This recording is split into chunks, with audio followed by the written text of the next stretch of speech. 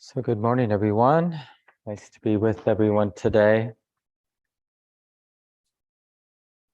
I've been pasting in the chat for the people online the Sunday resources. For people in the room, Robin Major, our office manager. Now you can find the same articles and other resources that I've been putting in the chat for people online.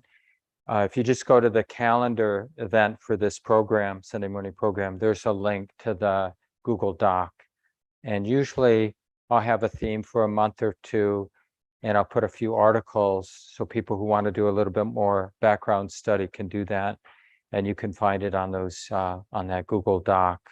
And people online, I always put it in the chat on Sunday morning, but you can also find it on the online calendar for the Sunday morning, the weekly practice group on Sunday morning. In any case, we're going to do this chant, Seclusion with the Divine Abidings. You can find it there in the chat, or those in the room find it in the chant book.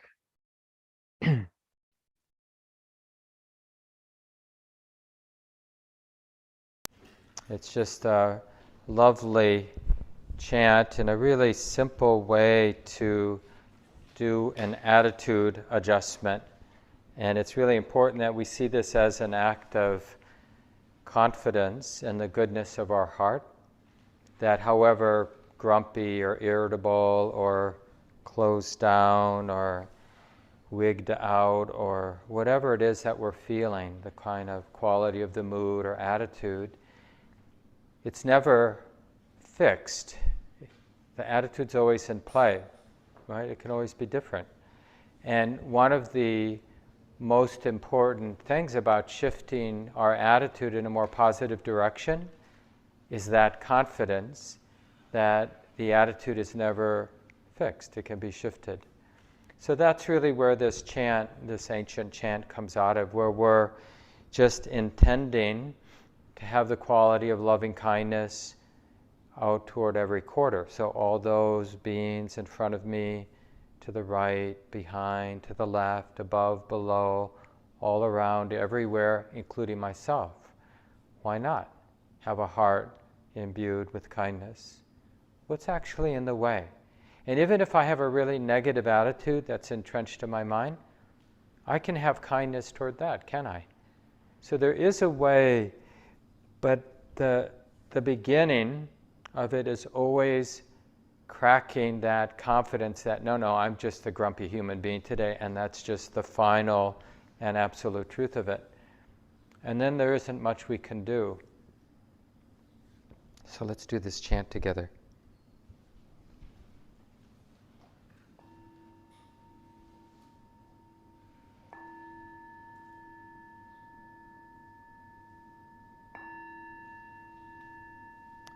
Now let's make the four boundless qualities shine forth.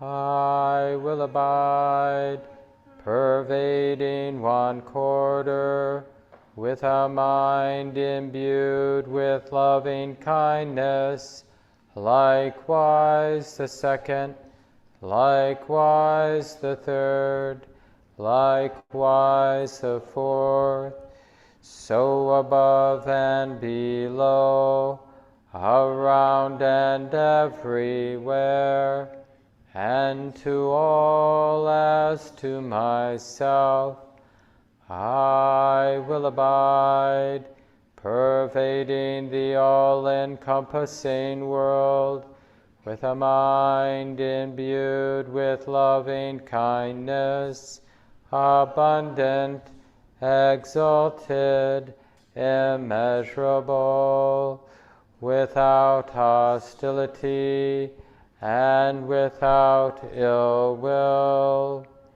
I will abide, pervading one quarter, with a mind imbued with compassion, likewise the second, likewise the third, likewise the fourth, so above and below, around and everywhere, and to all as to myself.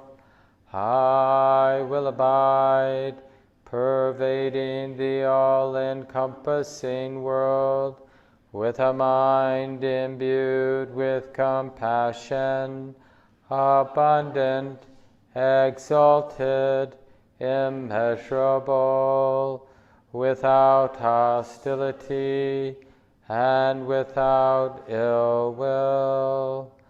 I will abide, pervading one quarter, with a mind imbued with gladness, likewise the second, likewise the third, likewise the fourth, so above and below, around and everywhere, and to all as to myself.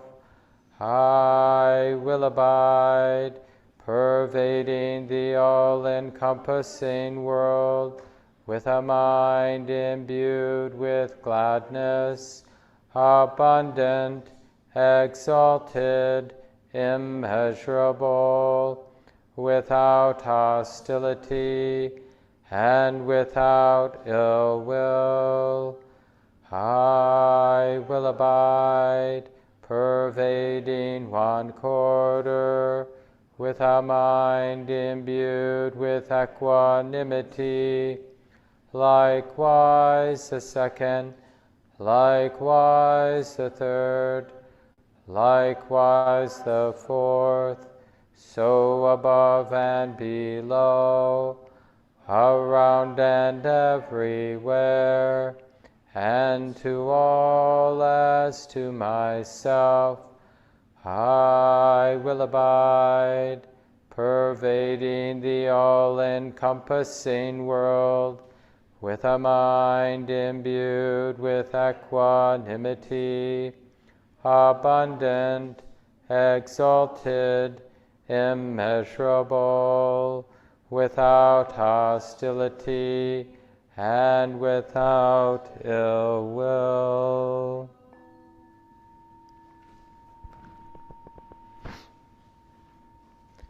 And take your time to settle in, a comfortable posture for the meditation time now. And maybe feeling some simple effects from that pretty radical practice.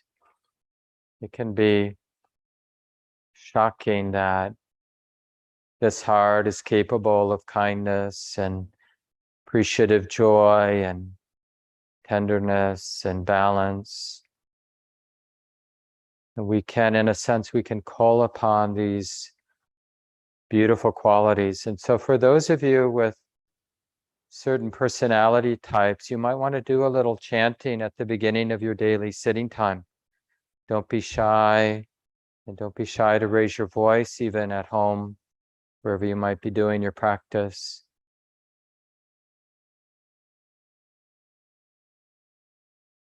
In the same way, it's a radical, noble, courageous thing to sit down, to sit upright in some fashion, to soften the body, to close our eyes if that's how you like to practice.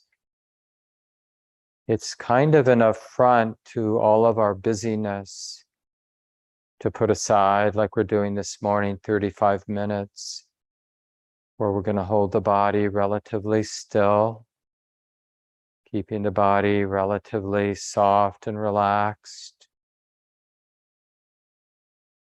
establishing present moment awareness here and now, which simply means that we're choosing to remember. We're remembering that it's like this now. So we're activating this reflective knowing, or it sounds a little strange to say it this way, but we're knowing what the mind is knowing. We are reflectively aware of what the mind is feeling, knowing, And in that way, we're keeping the present moment in mind. And even after the Buddha's awakening, he would use mindfulness of breathing as a support to help establish this continuity of present moment awareness. So why not follow that simple advice? We can feel this natural process of breathing in and breathing out. And of course, for those of us who have a more controlling type of personality, we might feel obliged to control the breathing process once we start to notice it. So just remind yourself that the body doesn't need any oversight. The breathing process is able to happen on its own. And it's a really useful lesson to be able to be both intimate with the breathing process, breathing in and breathing out, but without needing to manage it, not needing to judge it. Just let the body do the breathing, even if it feels awkward or tight or short or rough or whatever. Trust the body to breathe in, and then trust the body to breathe out.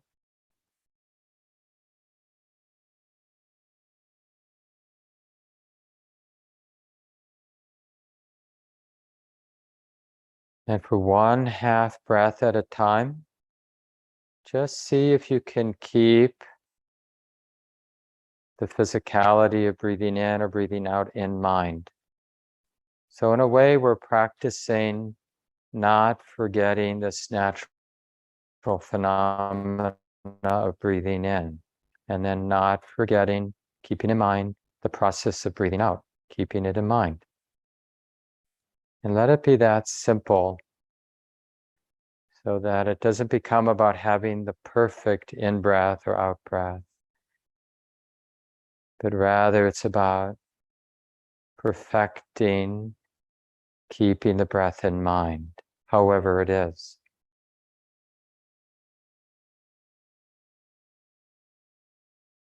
And we're using this natural process of breathing in and out as a convenient way to keep the present moment in mind. But initially, it can be helpful to have a more exclusive attention with the breath, letting everything else fall into the background of your experience.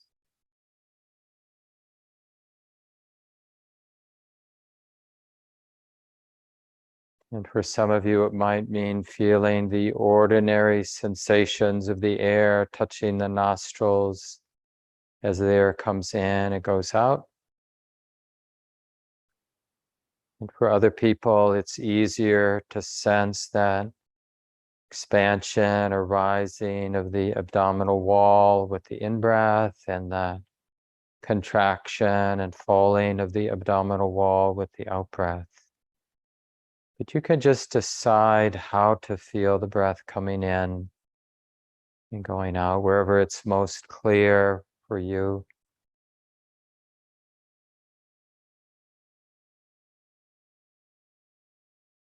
And keep remembering that the effort is to remember this natural process of breathing, not to control.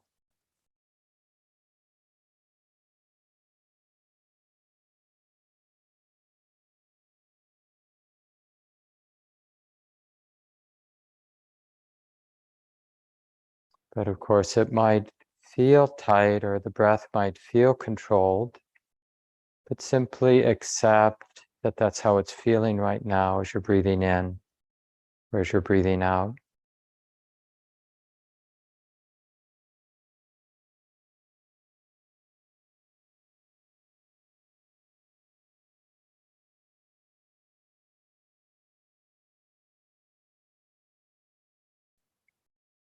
And probably the most important thing with these initial instructions we get from the Buddha is to uncover a very simple but also pure and deep pleasure. Sometimes in Buddhism we call it the pleasure of seclusion. So the mind is becoming secluded from all the pushes and pulls, the diversity of what we might think or worry about, plan, because it's instead being really attentive in a relaxed way with the natural process of breathing in and out.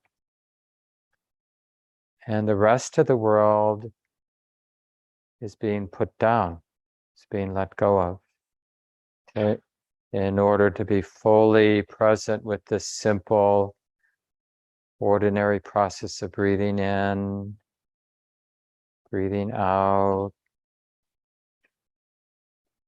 So in this sense, there's a real reward for learning to be present with something ordinary.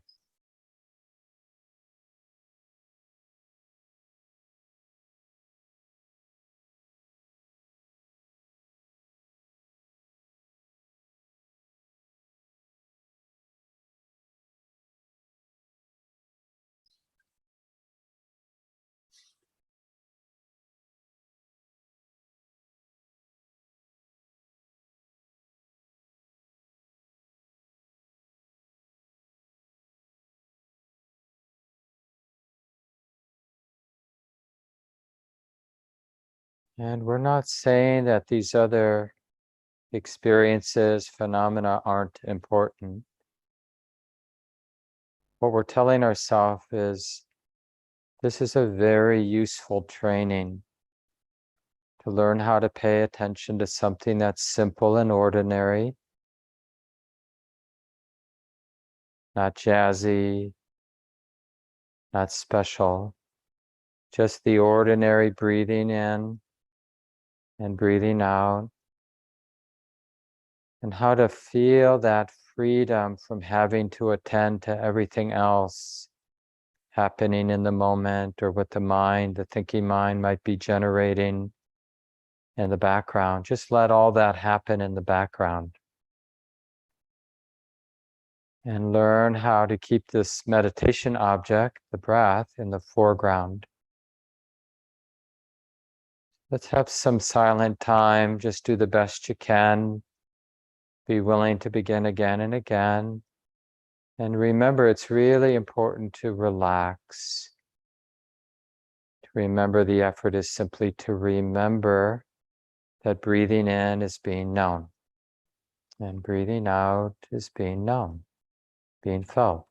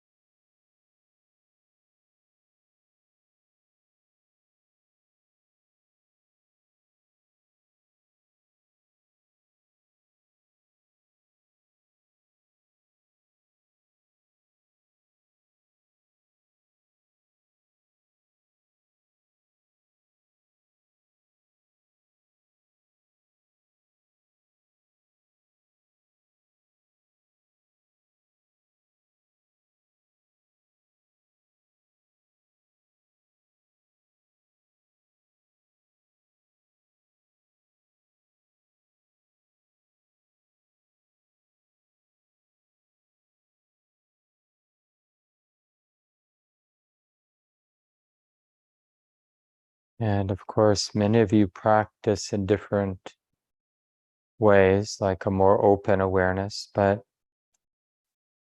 however you generally do your meditation, this particular skill of bringing the attention to something simple and ordinary, like breathing in and breathing out, and realizing the pleasure of this seclusion, is a really important spiritual muscle to develop, even if it's not going to be our primary way of practicing. So I encourage you just to do your best to get interested in that particular pleasure of the heart, of the mind organizing and collecting itself around this simple experience of feeling the sensations of breathing in and feeling, being with the sensations of breathing out. 1/2 breath at a time. Feel the success of this connecting and sustaining present moment awareness with this ordinary process of breathing in and out.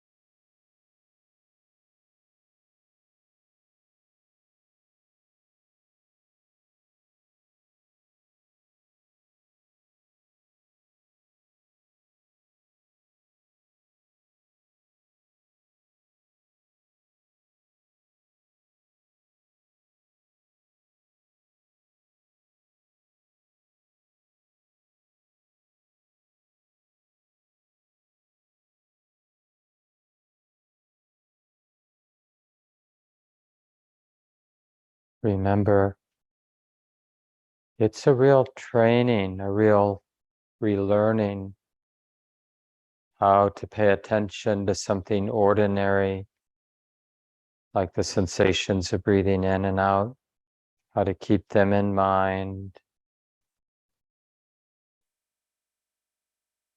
It's a very particular kind of effort.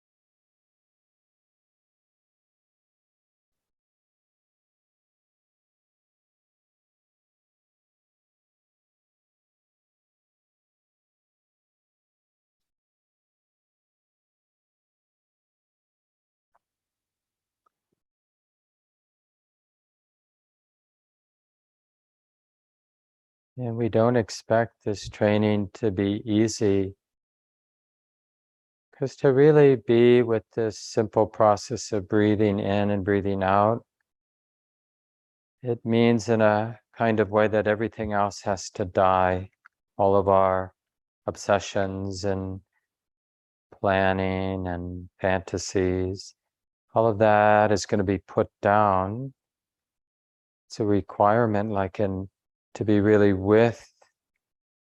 intimate with breathing in, the mind being full with the experience of breathing in or breathing out, then it can't be connected to or thinking about anything else. So for these last few minutes, just explore that fullness of commitment to the simple meditation object of the sensations of breathing in and breathing out.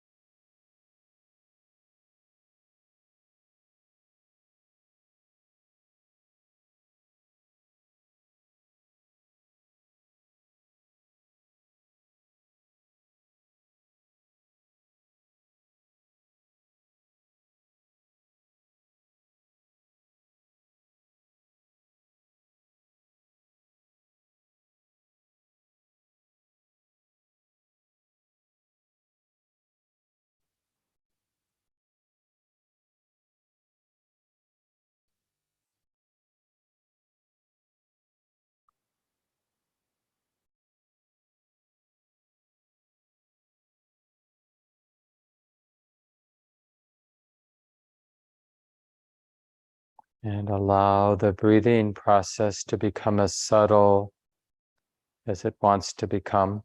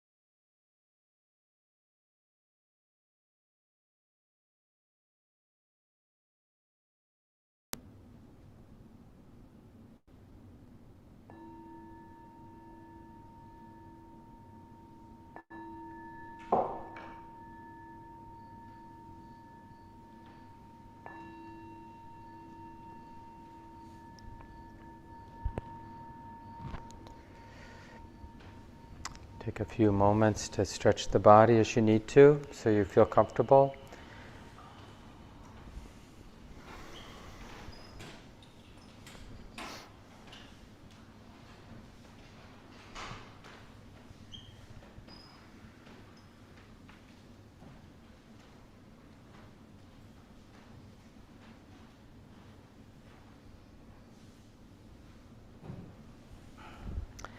So again, a big welcome to everybody here in the room and online, and especially anybody who's here for the first time.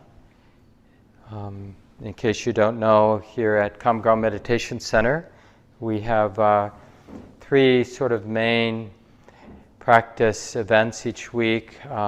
Sunday morning, both in person and online. Sunday evening, only in person. And then Wednesday night, Shelley Graff, the other co-guiding teacher here at the center, has their practice group 7:30 to 9 on Wednesdays, just online right now. So just keep that in mind. And for those who haven't been part, we've been looking at refuge this summer in July, and then starting recently in August, what is the path of practice? And last week I talked about persistence. And I don't remember if I mentioned this last week, but There are many, have been evidently, at least within the sort of Buddhist mythology, many Buddhas, many awakened ones who taught, and each one has their own sort of personality and teaching style, and the Buddha, our Buddha, the person who lived 2,500 years ago, his sort of superpower personality attribute that really helped was his ability to persist. So you sense that when you look at these teachings that have come down over the centuries. There's a lot about effort, about wise effort, and it's so easy for our effort to be off, like too much, too tight, or too complacent, thinking, oh, we're just going to let everything be. Well, if we let everything be, we just keep doing the same thing over and over again. And I don't know about your habit energies, but a lot of our habit energies are not the kind of things that we want to keep doing over and over again. So there really is a place for training or for persisting, this place of applying our mind to the problem at hand. But it's a real art and science to how we apply ourselves, how we make effort. And often we'll use the word persistence instead of effort, because there's something we want to persist at. So for the next weeks, because I'm going to continue talking about the path of practice, the path of awakening that the Buddha's instructions or the Buddha's teachings lay out. And so under this general umbrella of, hey, there's something to do with our human life, we need to persist. The next obvious question is, well, persist at what? So the first thing that we need to persist at, and I'm just going to go through over the next number of weeks different spiritual skills that we can persist at until they become something this heart is pretty comfortable and competent at. And one of the skills we all need, no matter our personality types, no matter our age, no matter our culture, are just a basic skill that humans need to be wise, and just not even wise in a spiritual sense, although that for sure, but even wise in just a pragmatic sense of navigating life, raising kids or doing whatever we do in life. And that is this capacity to seclude the mind from the diversity of experience, to do one thing at a time. Now that doesn't mean that's how we should go through life, only doing one thing at a time. No, I'm doing this now. I don't care if the building's burning down. I'm chopping my carrots. Don't interrupt me. Right? Because people can be that way, where they go through life with blinders, and they might be successful as artists, as business people, as whatever, but it's sort of like they don't have this breadth of awareness. But even if you're somebody who has a really good breadth of awareness, you kind of know everything that's in play, you got the big map going, and it's a relatively good big map, but you still want the skill of being able in a moment or 4 moments at a time to attend to only one thing, and to be okay with your mind not being aware of everything else. And it's a little scary. You might have, some of you, depending on your personality type, you might have even noticed it if you haven't done this more exclusive attention to the breath as a meditation object. If you really gave it a go, if you really put your heart into it, that doesn't mean getting tight, right?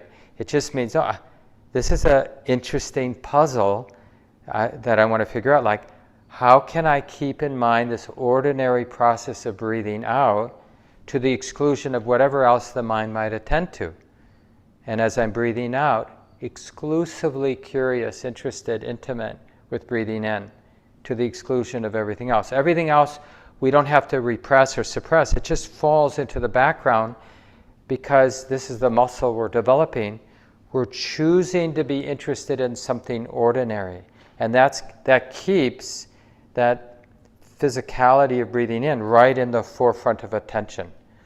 You notice, when we talk about being aware, we often talk about it in terms of seeing the experience. Just because humans, in terms of our 5 physical senses, seeing is a really important sense for humans, right? But just know that when I talk about seeing, the breath, we're not talking about looking at the breath. Because because of this tendency of our human mind, we actually do that. Have you noticed sometimes when we're being aware of breathing in, breathing out, we're actually watching a video that our mind has created. It's concocted some mental image of breathing in, and there we are, in a sense, in our mind, watching a video screen of what we think breathing in looks like. And depending on your personality type, it could be very abstract. Like, it doesn't look like anything to do with the breath, Or it might be, if you've got a biology background, you might be, but it's just mental imagining. So what we're doing with the training is we're using something really simple, like there's movement here in the ribcage and the abdomen, rising, falling, or expansion and contraction, or there's touching right here at the nostrils if you're breathing in and out through the nostrils. And that's such a challenge because there's so many interesting, intense, pleasant and unpleasant things going on most moments. And if there isn't, we can just concoct it with our thinking mind. So it is a real kind of death to choose to be with something so ordinary as the touching of air as the breath is going in and the touching of air as the breath is going out. It isn't that much of an exaggeration to say it's a little bit of a death, because all of those other tendencies or inclinations of our personality, of our conditioning to worry, to plan, to whatever the conditioned mind might be doing, the habit-bound mind might be doing, all of that isn't being fed because we've cultivated a strong interest in being with something ordinary. So the mind is, in a sense, filling up. It's interesting, the word mindful, right? The mind is full of the present moment, but in this case, the physicality of breathing in and breathing out is the training ground for being in the present moment. Because that's where breathing in happens and breathing out happens, only in the present moment.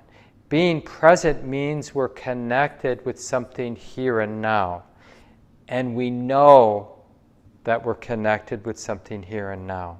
That's what it means to be present, that reflective knowing. So it's not, because we can get, like if you do this training but you're a little sloppy with it, you can be with the in and out breath, and then you kind of get it going, and then your mind can do other things too. But that's not this practice. It's like we can learn to drive and also solve a problem at work while we're driving on the freeway. Or we can chop vegetables and be listening to the news and doing riffs on the news we're hearing, even though we're not cutting our fingers and the carrots are getting chopped or whatever. But we're avoiding that tendency. And it's hard for some of us especially to just do this one thing exclusively. Now remember, this is just a skill, and it's a foundational skill, because the whole path we're trying to, from the teachings passed down 2,500 years, so that itself is an adventure, trying to get a sense like, what was this person talking about? And of course, over the centuries, there were people who got really clear what the Buddha was pointing to, so the tradition gets renewed. But it is still a little bit like that telephone game where somebody said something and whispers it into somebody's ear, and then that person whispers, and then 10 people down the road, is it really the same thing that what the original person said? Probably not. And one of the advantages we have is that there's this, for better or worse, this really conservative element in Theravada Buddhism, this kind of early Buddhist lineage, like don't mess with the teachings. So there's some, and then the other good fortunate thing is these days there are scholars using different scholastic methods that can get a little better at some of the changes that got, even mistranslation changes that have occurred over the centuries, and get a little closer to the voice of this person who lived 2,500 years ago, who had some really deep insight into the nature of our mind and of what it is to experience and what it is to be free from the mind, the heart's dependencies, to realize a heart that's not dependent, not burdened, even while having a body, having a life, being in relationship, being touched by the reality of suffering, but still not burdened. I mean, that's kind of what I'm interested in. I think we're all interested in, because we see what a wrong turn it is to see freedom as like, get me out of here. Because that's an aversive move, to think like the freedom I'm looking for is like not being here. But that doesn't really work when we're here, does it? So the freedom we should be looking for is freedom that can arise here, in this messy world, with the experience of our own and everybody else's suffering.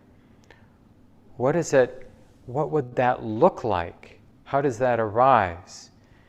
That's why these teachings have been reverberating for so many centuries, because it's a pretty provocative thing the Buddha says is available. Unshakable release of all that burdens the heart here and now. And the way to that isn't a running away or trying to escape suffering. It's a path of understanding, of opening. And so one of the first muscles we wanted to develop is, can we train our mind, our heart, to have the capacity to be present? Let's start with something ordinary. Walking meditation was a big deal at the time of the Buddha and still today. Not like walking and looking at all the nice trees or the nice houses and thinking, oh, that's a nice car, wouldn't mind having that, and look at that bike. But just to choose something ordinary in the walking, like just the physicality of the foot being placed and then the foot being placed, and nothing special about that, is there? Or just hearing sound, but not any particular sound, just the collective, the cumulative experience of hearing. So there are many ways to do this training. There's nothing essentially special about using the breath. It's just very convenient in the sitting posture to work with it, because it's alive with change, which turns out to be really useful. Some other experiences we could use are also alive with change, but not in as obvious a way as the breath. Like even if we use just general touch points in the body, like feeling the hands touching the thighs, that's actually alive with change too, but it can appear initially to the mind as being boring. You may say, well, the breath is boring too, but it's not as boring as your hands touching your thighs, or your sits bones against the cushion or the chair, or your lips touching, or if they're touching, So but you can use touch points too, or you can use the experience of the whole body sitting, or you can use the experience of hearing. But I'll be talking about the practices, some of these particular trainings, the skill set we're trying to learn, these mental, spiritual muscles we're going to develop in terms of mindfulness of breathing, because in the tradition, this is the most complete set of thorough meditation instructions the Buddha gave. And even after his deep awakening, the Buddha continued to practice mindfulness of breathing, because tranquility, that pleasure of the mind secluded from the diversity of experience is a really wholesome pleasure to connect with. You know, what does that sound? What is that pleasure of just being, turning inward and just being with that simple experience of breathing in, breathing out? And after a little while, it's not even the physicality breathing in and out that you're attending to. Some of you know this. It's the pleasure of the mind not in the push and pull of the diversity of my experience, what I'm thinking, what I'm hearing, what I'm smelling, other touches that are happening. It's the relative seclusion from all that, the pleasure of that, that actually ends up being the more stable meditation object. But initially, we have to generate that experience, that pleasure of seclusion, by choosing to be with something usually ordinary. But a lot of people, when they come and check in with me about the practice, they'll say things, I really like listening to music, or I can meditate when someone's doing a really nice massage, or whatever. Because it's true. Because pleasure, it's easy to collect my attention around something pleasurable, right? But it's just, it makes the mind dependent on that pleasurable experience. But the breath is always available. And walking is always available. And we're not dependent. And the neutrality actually ends up being really important. So for sure, when you're fortunate and are having a pleasant experience, instead of thinking, how can I have more of this pleasurable experience, which is stressful, by the way, really get interested in the pleasure of the ice cream when you're eating it, or of the music when you're listening to it, or of the cool summer breeze like we're having here in Minnesota now after having a pretty warm summer. We've had a few days that are really nicely pleasant in terms of the temperature. And just oh, that feels nice. Otherwise, you're going to think, well, I want to move to a northern latitude where there's more of this cool weather, right? And that's stressful on the body and the mind. But just to be intimate with pleasure when it comes our way is a really nice skill to learn. And then to start learning it in more neutral experiences, like brushing your teeth, which isn't for most of us a really terrible experience, but probably for most of us isn't a pleasant experience. But it's definitely an experience we can absorb into. Like just do that one thing when we're brushing our teeth. Just be with the experience. Like we're learning with mindfulness of breathing. And then when you get enough continuity, enough momentum, look for the pleasure. That pleasure arises not because the breathing in and breathing out is special, or the brushing of teeth, or the walking is special.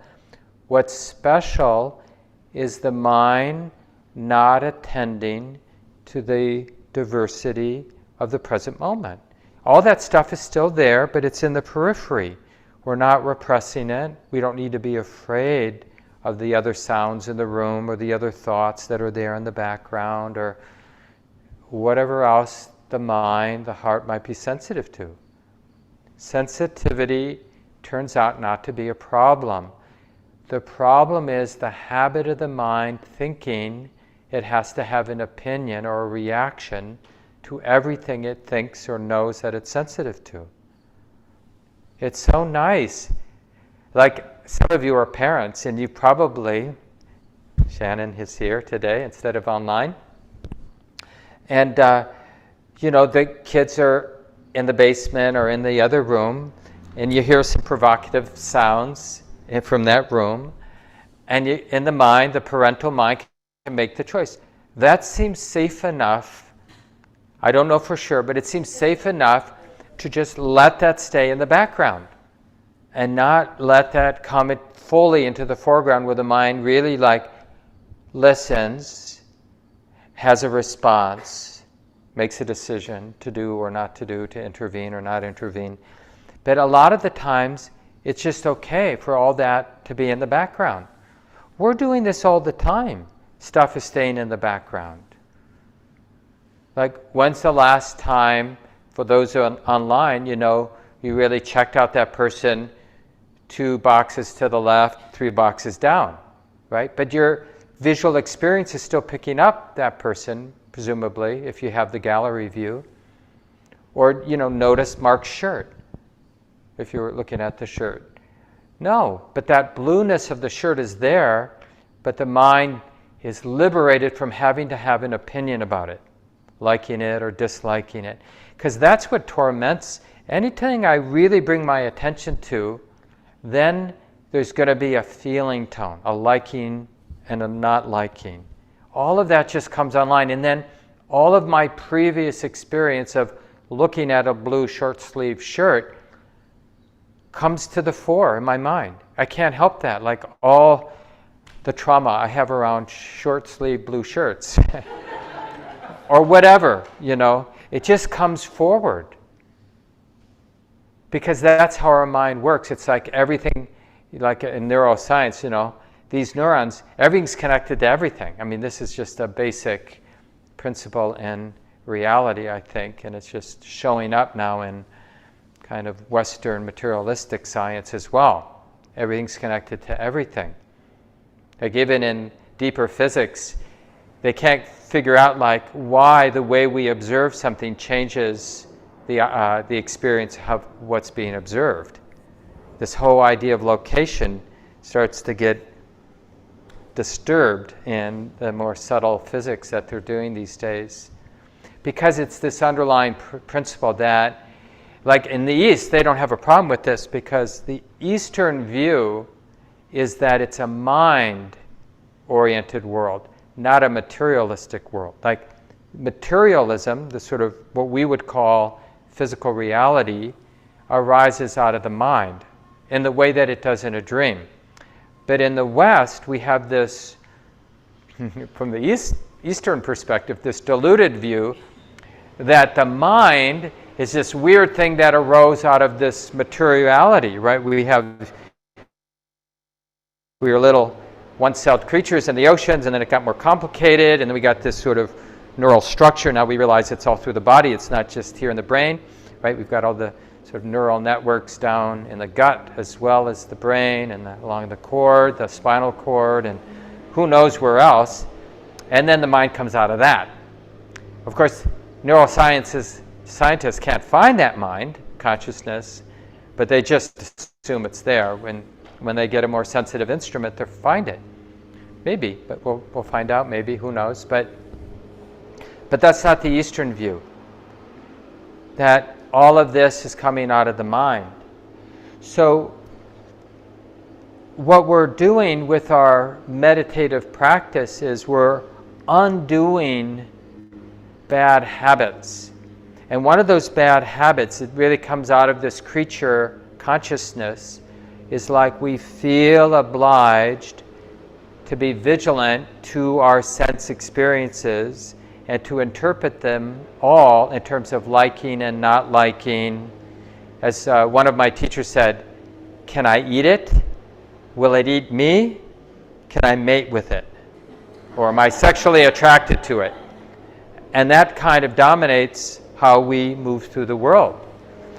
And so we see what a profound shift it is when we decide for a 30-minute or 45-minute morning training, or if you sit in the evening training, okay, I'm going to sit down, settle into my posture, and then I'm going to be attentive to something normally I'd be oblivious to, right? Because the breath happens on its own.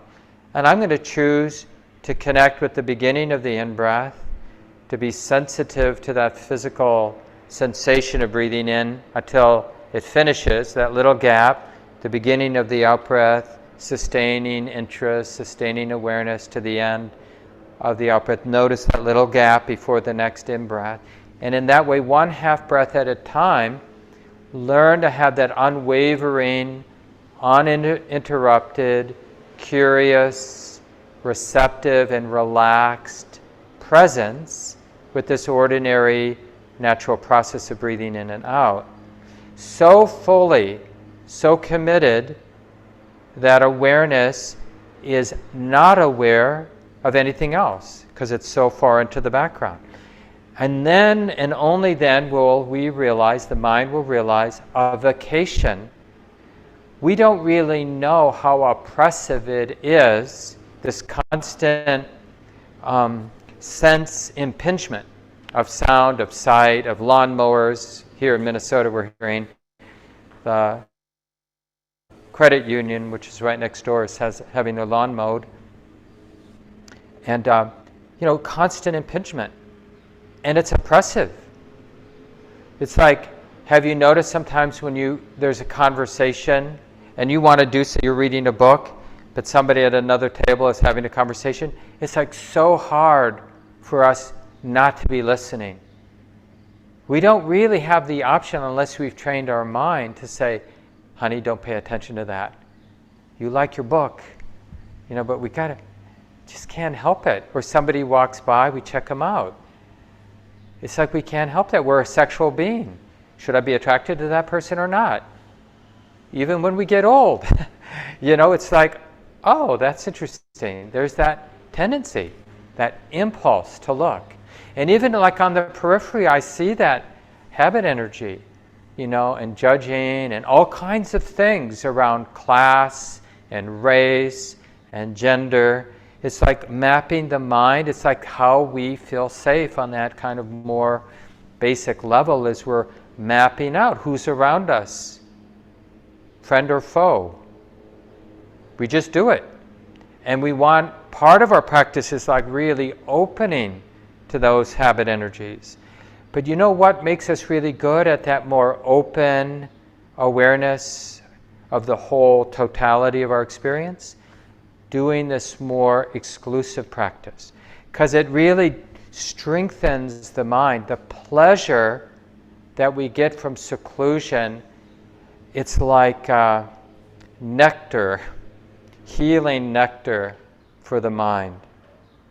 Because that simplicity and that non-fragmentation and the pleasure of that is very healing for the mind.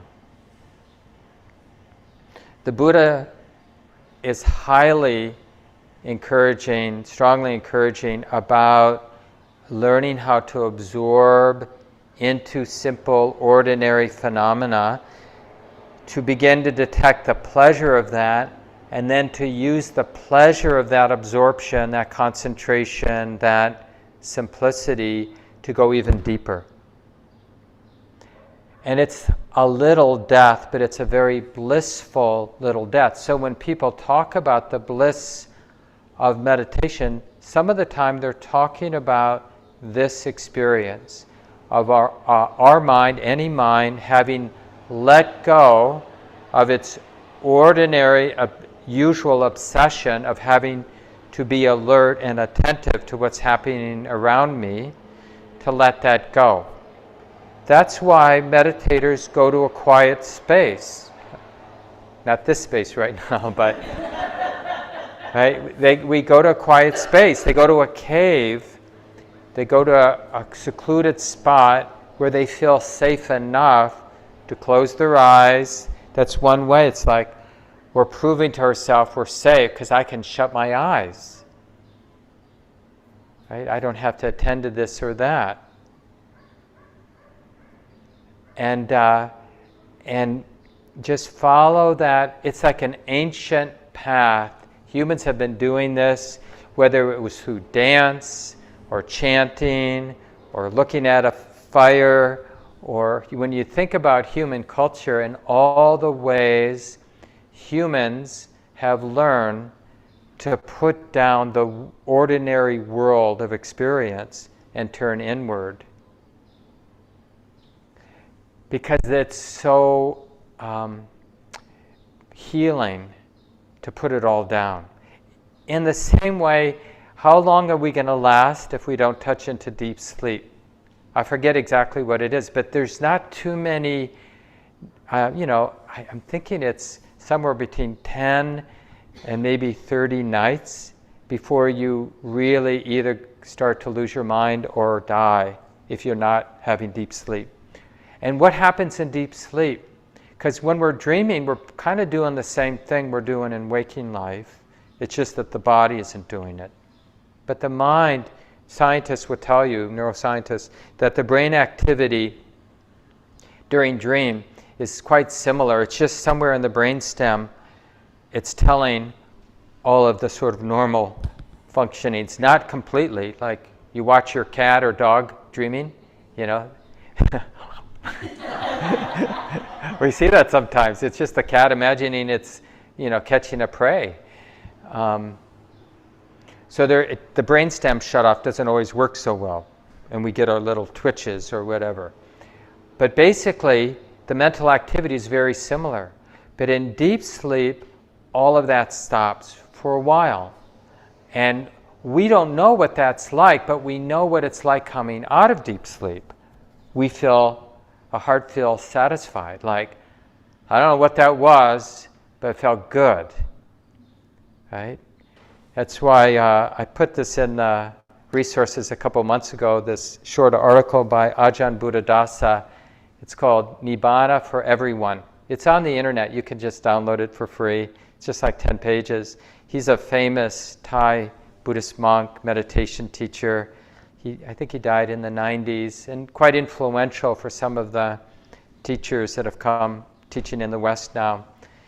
And but in this little booklet, Nibbana for Everyone, Nibbana or Nirvana is that word for the putting down of greed, hatred, and delusion. These are, for most of us, most of the time, the animating forces in our life. So when we put them down, we're cool. Nibbana is a kind of coolness. It's a kind of death of what's agitated, a cessation of what's agitated and hot. Now remember, the teachings arose in a tropical climate where coolness was something really pleasurable. Now here in Minnesota, we have a mixed feeling about coolness. We're having pretty warm summers now, so we're learning to like coolness a lot more, but not so much in the winter. But the idea of coolness is like, that soothing coolness, like,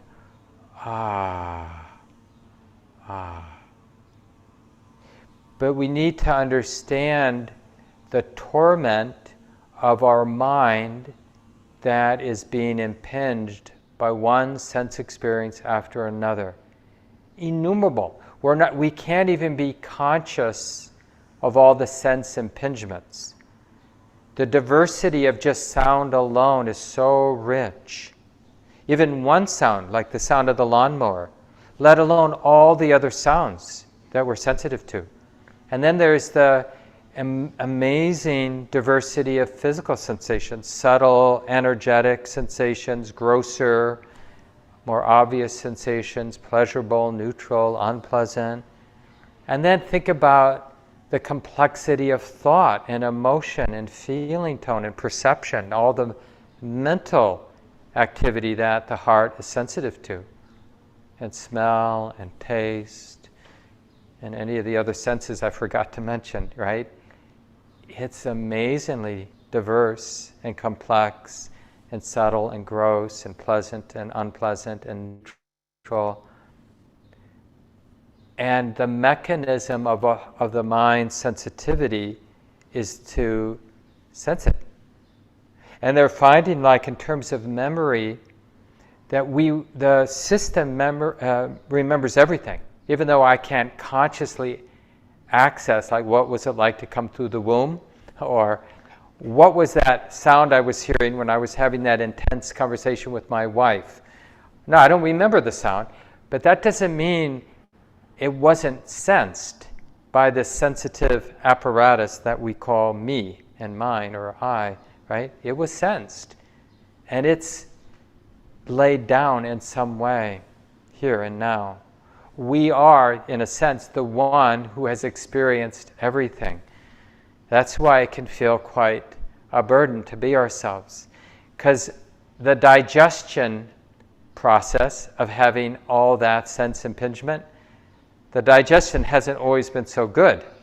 So I can't really handle this thing I'm being sensitive to, so I'm just going to bury it energetically somewhere in the energetic system. And then we post a sign on the door, don't look here, don't feel this.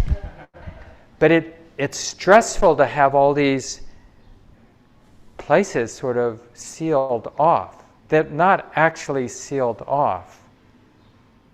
The denial or the disconnection is just an energetic burden.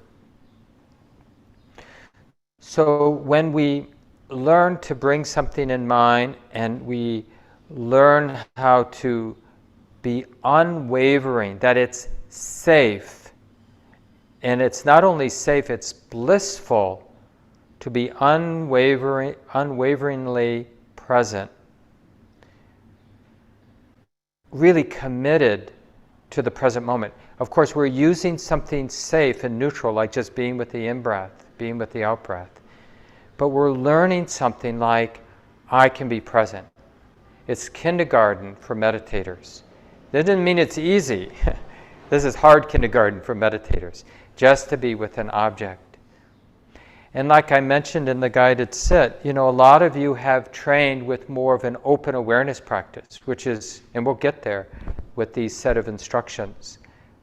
There's 16 instructions, and this first part of using the breath more exclusively, it's really just the first few out of the 16 instructions the Buddha gave on mindfulness of breathing. So we'll be spending some time going through this, using the Buddha's instructions on mindfulness of breathing as a way of understanding the path. But in little ways, when you're chopping your carrots, when you're walking from here to there, when you're doing something ordinary, just practice doing one thing only. Like being all in with whatever it is you're knowing and doing. And letting everything else fall into the background. And then during your sitting time, make this the major part of your sitting for the next couple weeks, where you're just going to work with the meditation object you choose. So remember, you can translate what I've been saying to any meditation object, including some of you who might be using chanting or visualizations or hearing or whole body awareness or touch points, right? So the number of ways to do it. But stick with one thing your mind likes well enough, because you'll get to the point where your mind doesn't like it and you'll want to change, and that just means you're just up against your edge. Like there will be, like I mentioned, for a lot of us, a little fear or a lot of fear, like this is too much, this is too weird, this is scary. Why would it be scary to bring all of our presence to something ordinary? Well, it's scary because we're not familiar with the experience of letting go of a sense of obligation to be connected and responding to everything else. You'll notice when you fall into deep sleep, there's no consciousness around at the time, because we probably wouldn't fall into deep sleep if it were. It's like, oh, that's scary to put it all down. So we're kind of oblivious, doing whatever we're doing in some dreamlike state, and all the conditions are just right, and the implosion happens. And we're all for the better for it. But now we're learning to do it consciously.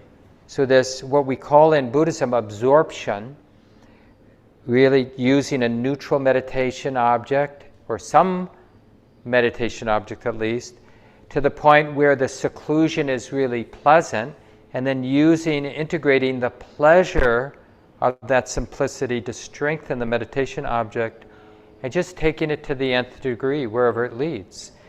Following the thread of pleasure, inner pleasure, because it's the pleasure of putting everything down, of turning inward, and really exploring that pleasure.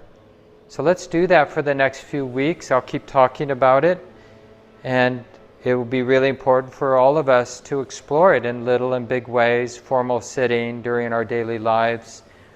And we'll have time for conversation. Feel free to send your questions to me. I'll weave them into the talk. And then also at Sunday evening, there's always time, if you come in person, for those of you who live in the cities here, there's time for Q&A at the end of the Sunday evening program where we'll be covering the same topic.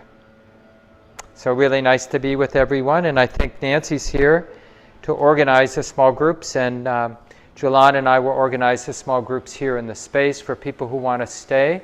But before you leave, if you're not going to stay, just a reminder of a few programs. There's a day-long retreat that I'll lead next Saturday, both online and in person. And then there's still space in the Labor Day 8-day retreat that Shelley Graff and I, Gabe Keller-Flores assisting. That's Sunday, the 28th, until Monday of Labor Day. So 8 days, either on Zoom, or I think there's 1 or 2 spaces still at the retreat center for people who want to be in residence. You can check with the office. Stacy McClendon always leads the 4th Friday of the month Loving Kindness practice, 7 to 8:30 Minnesota time. We're going to have re-inhabiting the building. So those who live nearby, on Sunday the 11th, I think Arlita, our board chair, will be here for that, and other leaders in our community, and we're going to fearlessly show up in our space and have fun. We'll have some music. I think at least Gabe Keller-Flores and maybe some of our other community musicians will perform a little. People will bring food and bubbles. Someone's bringing bubbles, that's right. So join in if you can, and we'll consider, if you're online and not in town and want to sponsor an online potluck, well, not a real potluck, but eating together, connect with the office and we'll try to create a Zoom meal together on that same Sunday afternoon, the 11th, 12 noon Central Time. Okay, so now feel free to take off if you're in the room, or if you're online, you can check out, and I'll make Nancy our host so